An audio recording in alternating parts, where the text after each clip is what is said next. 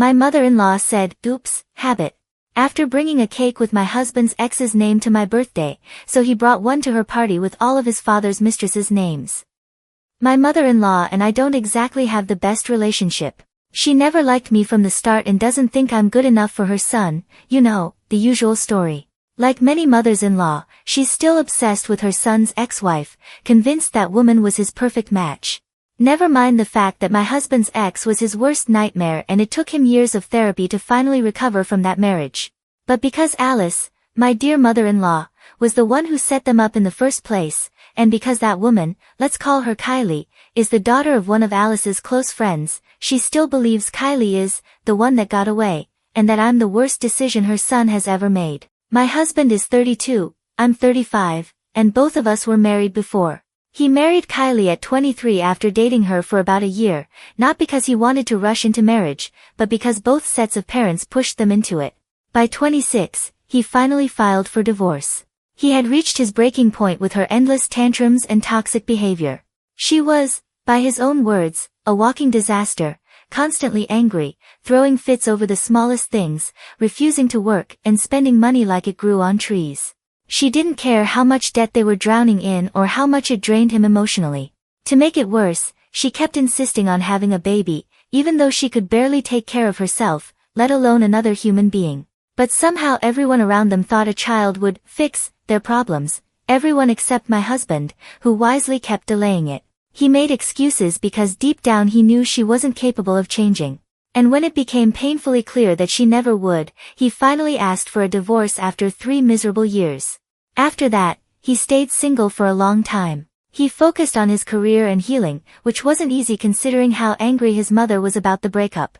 But since he's an only child and his father has passed away, he couldn't completely cut contact with her, they only have each other left. Still, she kept pressuring him to apologize to Kylie, go back to her, and make things right, even though Kylie had made the divorce absolute hell. She demanded a ridiculous amount of alimony, but thankfully my husband had a good lawyer and managed to settle for something reasonable. Honestly, from everything I've heard, even 50 cents would have been too much for someone like her. As for me, my story was more painful in a different way. I married my high school sweetheart when I was 22. We had 6 beautiful years together and one wonderful son before he passed away after a long illness. Moving on felt impossible, and finding love again was the last thing I ever expected.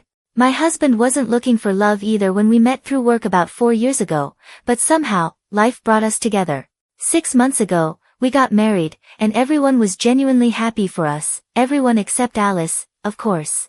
She can't stand me for the most trivial reasons. She says I'm too old for her son, that I already have a child, and that it's disrespectful. I still keep in touch with my late husband's parents, even though my husband himself has no problem with it. Basically, she just doesn't like me and makes that very clear.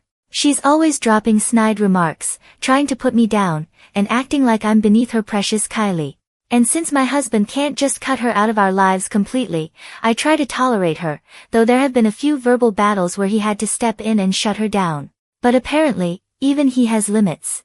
2 weeks ago, it was my birthday, and of course, Alice just had to do something to ruin it. She decided to surprise me with a cake, something we never discussed. I was taken aback but polite enough to thank her. Still, knowing her, I didn't expect anything good to come out of that box.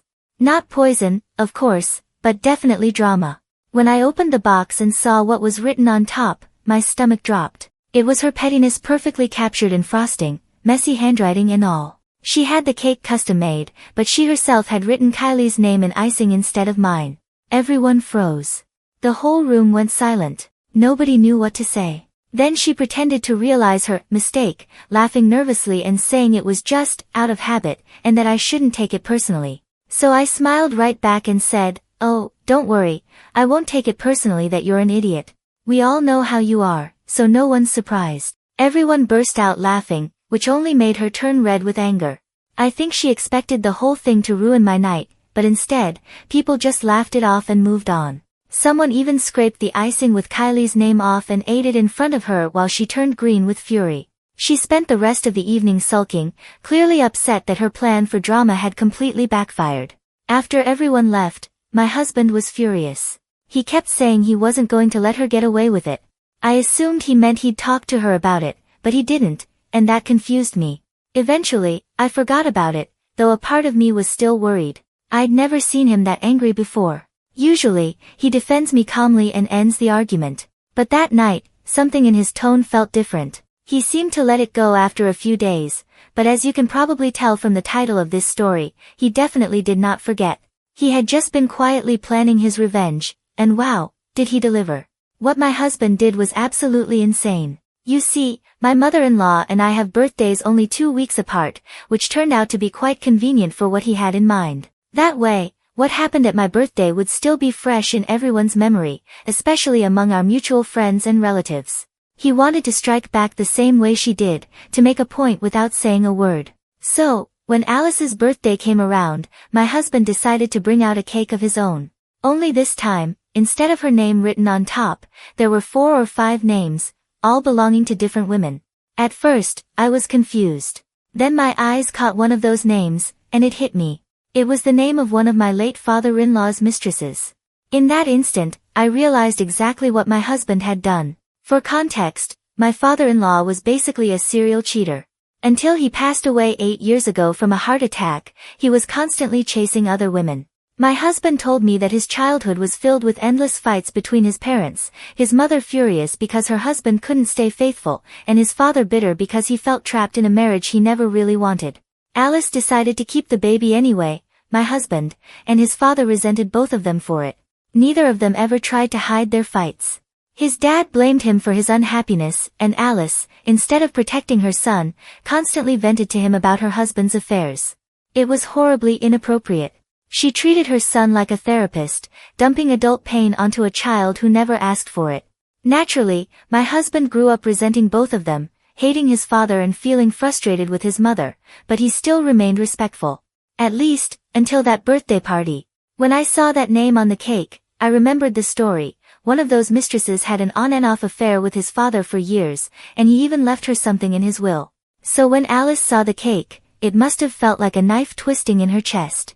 She looked completely betrayed when my husband carried that cake into the room. But unlike her, he didn't try to laugh it off or pretend it was a mistake. He just stood there, silent, letting the frosting speak for him. Everyone went dead quiet.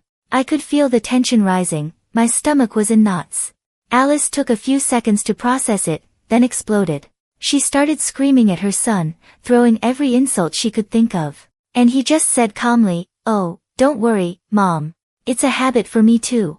Those are the names I grew up hearing every single day. You never had any boundaries back then, and even now, you still don't know how to act or how to treat the woman I love." Then, in front of everyone, he told her she was bitter and jealous, that she hated seeing him happy because she never managed to find love herself. He said the only reason she kept trying to put me down was because she couldn't stand that I was confident, fulfilled, and at peace with who I am, while she lived miserable and angry. I swear, even I was shocked that he said all of that out loud, right to her face. And then she burst into tears. But instead of comforting her, he simply turned to me and said, "Let's go. I'm done. I don't want anything to do with her anymore." So we left. And unlike my birthday, hers truly was ruined. That was only a few days ago, and since then, our phones haven't stopped ringing.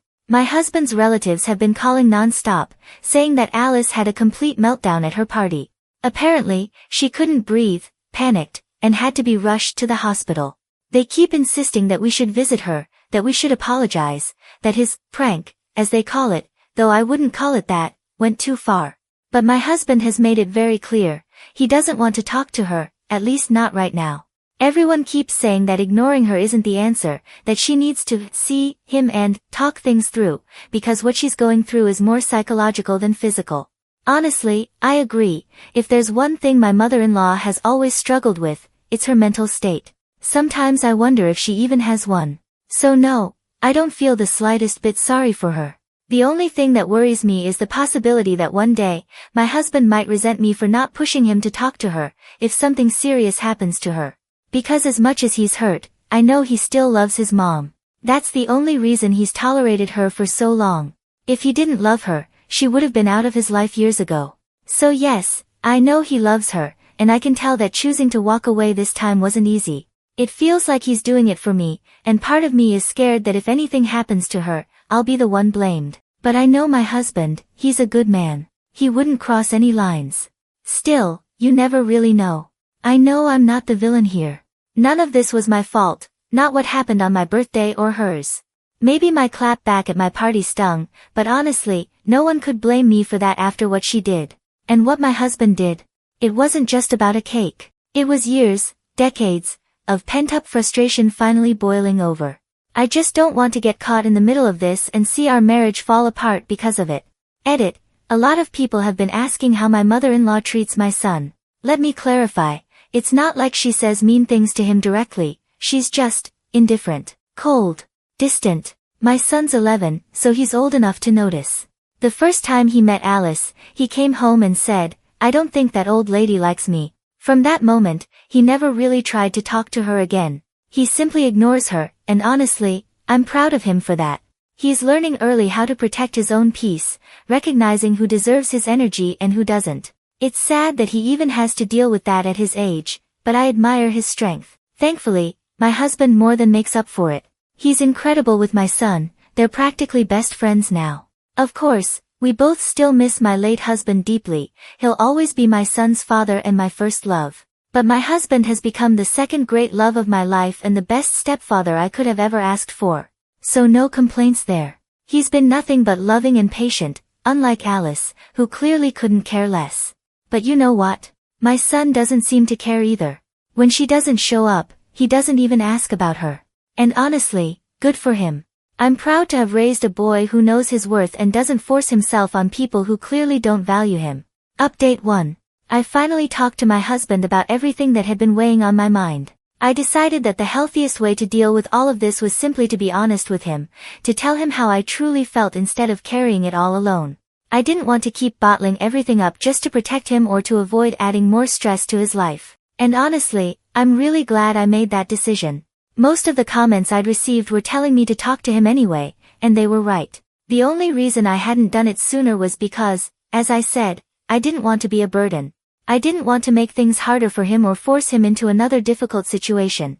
But a couple of hours ago, I finally decided to just rip the band-aid off. We sat down together while my son was spending the day with his grandparents, the perfect opportunity to talk openly without worrying about anyone overhearing or walking in. Even if the conversation turned into an argument, at least we'd be able to speak honestly, without tiptoeing around the issue. So, I told him everything I had written in my original post, everything I had been holding in. He listened quietly, without interrupting. When I finished, there was a long silence. Then he looked at me and said he respected me deeply for thinking things through so carefully, and that this showed he had made the right choice marrying me, because I genuinely care about people. He told me that's one of the reasons he loves me so much. It was incredibly sweet. But then came the harder part. He told me that, while he completely understood how I felt, he wanted me to know something. His decision to cut his mother out of his life wasn't entirely because of me. It was because she had always been toxic toward him, and he had finally reached a breaking point. He said he realized it wasn't fair, not to himself, not to me, and not to my son, to keep letting that toxicity linger. "She's not even your blood," he said, "so why should you two have to pay the price for my inability to let go?" And, he admitted, it wasn't fair to himself either. That's when he finally broke down. The emotional dam he'd been holding back for years just gave way. I could see how much he'd been suppressing, all those feelings he'd pushed down to avoid more family drama and confrontation. So I held him.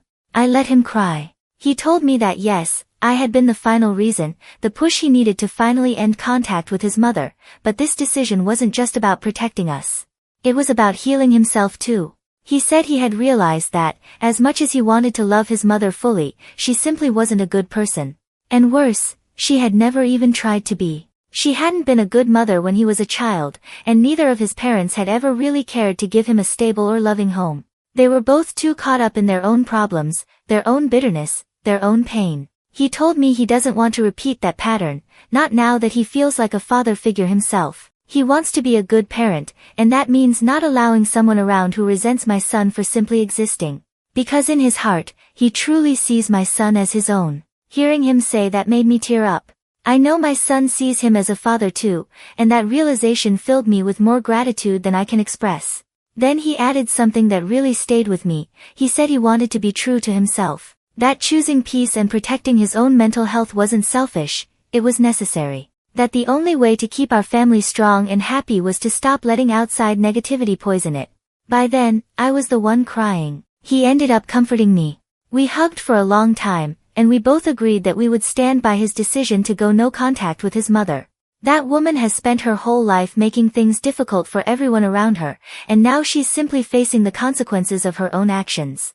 It's not cruelty, it's accountability. It's going to be hard for her, sure, but she never made life easy for anyone else, so I honestly believe this is long overdue. At the end of the day, sometimes people need to put themselves first, to protect their peace and their family. And you know what? That's completely okay. Update 2. It's been 6 months since my last update, and well, life has changed again, in the best possible way. My husband and I are expecting. I never thought this would happen again. Honestly, given my age and medical history, I assumed it would be very difficult, maybe even impossible. But here I am, just entering my second trimester, and so far, everything has gone beautifully. When we first found out, we were both shocked and a little unsure of what to do. It felt surreal. But after the initial confusion faded, I realized deep down that I truly wanted this. We both did. So, we made the decision to move forward with the pregnancy. And I can't even describe how grateful I feel to be given this gift, especially when I had already accepted that it might never happen again. Of course, I know it's going to be hard, physically and emotionally. My body will be pushed to its limits, and balancing everything in my life again, especially with such a demanding career, will definitely be a challenge. But knowing how incredibly supportive my husband has been already, I can only imagine how amazing he'll be once the baby arrives. He's been my rock through all of this, and I have no doubt he'll be an even better father. A few weeks ago, we decided to make the announcement public on social media. We shared a photo, a little caption, something simple but joyful. And not long after that, guess who reached out? Alice. She didn't call my husband. She didn't even text him. She contacted me directly. Her message said she was truly sorry for everything that had happened and that now that I was pregnant again, she wanted another chance, that she'd do anything to fix things and make amends. To say I was shocked would be an understatement. We hadn't spoken in months, not since her birthday disaster and all the chaos that followed.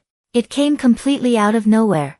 But after thinking it through, my husband and I agreed, we're not giving her another chance. Not this time. There's absolutely no way we're allowing that kind of toxicity anywhere near this pregnancy, or our baby once they're born. We refuse to bring a new life into the world just to have my mother-in-law poison it with her bitterness from day one. We still don't trust her, and honestly, I'm not sure we ever will. She hasn't done anything to earn that trust back. Sure, she hasn't caused new problems lately, but that doesn't mean she's changed. If anything, her sudden apology feels like another manipulation, timed perfectly to guilt us while we're vulnerable. And I'm not falling for that. My husband responded to her message himself. He told her clearly and calmly that we don't want her involved in our child's life. He said it directly, no sugarcoating, no mixed signals. And we both know what that probably means: more drama, more harassment, more people coming out of nowhere to tell us we're cruel for keeping a grandmother away from her grandchild. But honestly, we've been through this before. When we went no contact, the same people tried to guilt trip us, and we held our ground. Eventually, they stopped. So now, we're hoping this time will be no different. Those who truly respect us will respect our boundaries. Those who don't, well, they'll remove themselves from our lives, too. And that's fine. Edit. My son took the news of my pregnancy better than I could have imagined. He's so excited to become a big brother. He keeps asking if it's going to be a boy or a girl, and he already talks about how he's going to help out and teach the baby everything he knows. Watching his excitement has been such a beautiful reminder of how far we've come as a family, how much peace and happiness we've built together after everything that happened. No matter what Alice or anyone else tries to stir up, this baby is coming into a home filled with love, stability, and joy. And that's all that really matters. Update 3. We knew my mother-in-law wouldn't take the news well, the news that she wouldn't be meeting her grandchild. Especially now that we know our baby is going to be a boy. But what Alice ended up doing went far beyond anything we could have imagined. Thankfully, she hasn't done anything directly to us, and honestly, I don't think she ever will.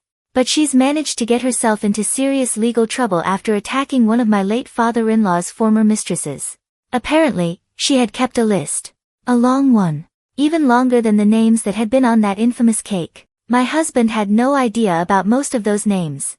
We think that's because Alice didn't have any real proof about many of them, just suspicions she'd carried for years. But one of those women, the one we believe had the longest and most intense affair with my husband's father, became her target. From what we were told, Alice confronted her and physically assaulted her, badly enough to send her to the hospital with serious injuries. Thankfully, the woman is stable now. And while I can't say I feel much sympathy for someone who knowingly got involved with a married man, no one deserves to be beaten like that. According to the police report, witnesses heard Alice screaming at her while attacking her, shouting that she was a horrible woman who had stolen her husband and taken her son away, too. That line hit me hard. Because, as much as she blames other people for everything wrong in her life, the truth is that Alice is the one who pushed her own son away. She's the one who spent years ranting to him about his father's affairs, the one who couldn't stop talking about his ex-wife, the one who made every relationship in his life more complicated than it needed to be. And to make things even more twisted, on that same list of supposed mistresses, one of the names belonged to none other than my husband's former mother-in-law, yes, the mother of his ex-wife, who also happened to be one of Alice's closest friends. At this point, we honestly don't know if Alice has completely lost her mind or if she actually believes those suspicions are real. Either way, it's terrifying. She's not in jail right now, someone bailed her out, but she is facing criminal charges, and she'll have to go to trial soon. From what we've heard, it's not going to happen anytime soon, though. Unfortunately, the court date is set for well after I give birth, which is just a few weeks away. The whole situation feels surreal, almost like watching someone completely unravel in slow motion. I can't even imagine how someone could carry that much bitterness for so long and still find new ways to spread it. It's sad, in a way. But also, it's proof that cutting her out of our lives was the best decision we could have ever made. Because whatever part of Alice that still existed as a mother or grandmother seems long gone now. Update 4. I've officially become a mother for the second time, and thankfully, everything is going beautifully for our family. My husband is over the moon about being a biological father now, but what warms my heart most is that his love for my older son hasn't changed one bit. Honestly, he doesn't even see him as a stepson. I only use that word here so you'll know which child I'm talking about. To him, they're both his boys. He still spends the same quality time with my eldest, doing all their little traditions together, playing games, helping with homework, building things in the garage, and now, he's just added diaper duty and baby cuddles to his routine. Watching the two of them together with the baby has filled our home with more peace and joy than I ever imagined possible. We're now a family of 4, and I couldn't be happier. The best part is that throughout my delivery and these first few weeks of motherhood, we haven't had to deal with my mother-in-law at all. Not a single message, not a single unwanted visit. Alice has been far too busy preparing for her trial, which, honestly, has been a blessing for us. We didn't want to become targets again, especially not from someone who had already proven capable of physically attacking another person so violently that it landed them in the hospital. Her trial finally concluded a few weeks ago. The verdict? She was sentenced to 6 months in jail, followed by 1 year of probation. She still has about 4 months left to serve, and on top of that, she's required to pay financial restitution to my late father-in-law's former mistress, the same woman she attacked. Ironically, that woman had already received a small portion of my father-in-law's inheritance years ago, and now she'll be receiving even more, straight from Alice's pocket. That must sting, but honestly, it's nothing less than poetic justice. Of course, once Alice completes her sentence, she still won't be free to come near us. There's a restraining order in place, and if she dares to violate it, she'll be sent right back to prison. I truly hope this is the final update I ever have to post about her. I want this to be the end of the chaos, a clean break, a new chapter for our family. I really hope she's learned her lesson this time. Because the last thing I ever want to write here is a follow-up that starts with, my mother-in-law got out of jail, covered in tattoos, and is now on a revenge mission to hunt down every one of my late father-in-law's mistresses. Let's pray this story ends here, peacefully, once and for all.